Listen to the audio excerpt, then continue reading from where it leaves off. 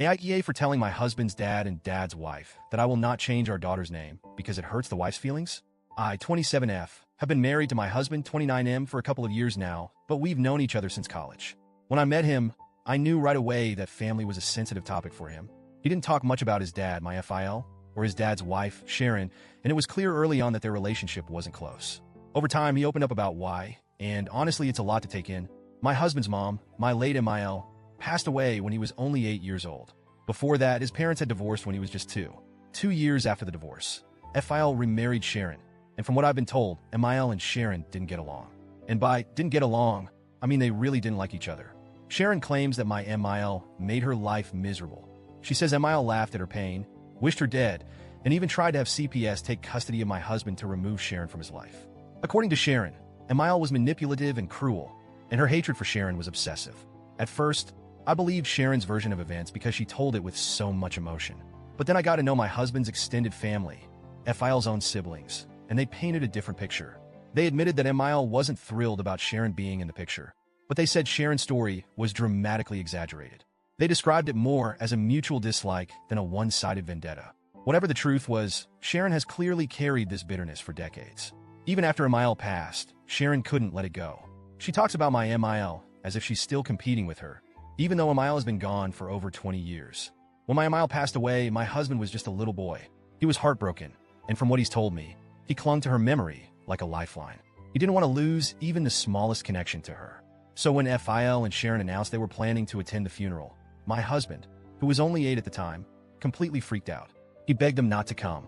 He said their presence would feel disrespectful, like an invasion of something sacred. When they refused to back down, he threatened to run away.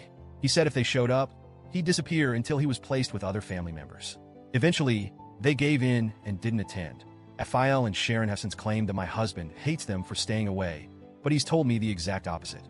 To this day, he says that keeping them from the funeral was one of the few times he felt like he had any control over his grief. He doesn't regret it at all. By the time I met my husband, his relationship with FIL and Sharon was practically non-existent. He kept them at arm's length, and it was clear that this was a choice he'd made for his own peace of mind. Sharon, however, has never accepted this distance. She insists on calling my husband her son, even though he's never called her anything but Sharon. She even introduced herself to me as his mom when we first met, and she looked genuinely shocked when I corrected her. I told her I already knew she wasn't his mom, thanks to my husband, and she seemed almost offended that I wasn't buying her version of history. For context, my husband is much closer to his extended family, his aunts, uncles, and cousins, than he is to FIL and Sharon. He's built strong bonds with them, and they've been far more supportive and present in his life. FIL and Sharon, on the other hand, are more like distant acquaintances he tolerates out of obligation. Now, let's fast forward to the birth of our daughter. My husband and I welcomed her into the world a few weeks ago, and she's absolutely perfect. When we were deciding on names, it didn't take long for us to settle on one that felt right. We named her after my husband's late mom. It was a way to honor her memory and keep her spirit alive in our family. My husband was deeply moved by the idea, and I could tell it meant the world to him. We announced her birth and her name on social media, and that's how FIL and Sharon found out. My husband didn't tell them directly because, well, they're not exactly involved in our lives. But as soon as they saw the name, they completely lost it. They tried calling and texting my husband, but he ignored them. He doesn't see the point in engaging with their drama. So instead, they decided to ambush me.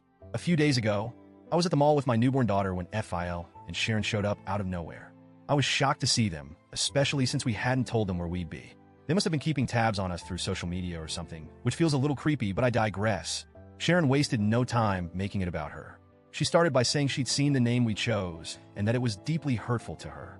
She said naming our daughter after MIL was like reopening old wounds and accused us of using our baby to deliberately hurt her feelings. I was standing there, holding my newborn, completely dumbfounded. I didn't even know how to respond at first. Then Sharon dropped the real bomb. She demanded that we change our daughter's name. She said it was only fair to name the baby after her instead, since Sharon has been here all this time while MIL hasn't. She kept going on and on about how she's the one who stepped up and how she deserved this recognition more than MIL did. At that point, I'd had enough. I told her, as calmly as I could, that we were not changing our daughter's name. I said her feelings weren't a factor in our decision-making and that this wasn't about her. This was about honoring my husband's mom and the legacy she left behind. I made it clear that we weren't interested in revisiting decades-old grudges, especially not when it came to our child. I didn't want to escalate things further. so I left before she could say anything else. But apparently, that wasn't the end of it. Since the confrontation, FIL and Sharon have been blowing up our phones with texts and calls. They're calling me rude, disrespectful, and even disgusting for dismissing Sharon's feelings. They're accusing me of being insensitive and deliberately stirring up old drama. FIL has even chimed in, saying that I've disrespected the woman who stepped up to be a mother figure when MIL wasn't there. My husband, bless him, has been my rock through all of this. He's 100% on my side and has been dealing with most of the messages, so I don't have to. He thinks Sharon's behavior is just more proof of why he's kept his distance all these years. Still, part of me wonders if I handled the situation the right way. Should I have been more empathetic, even if Sharon's feelings are my responsibility? Or was I justified in standing my ground? So, Reddit, AITA?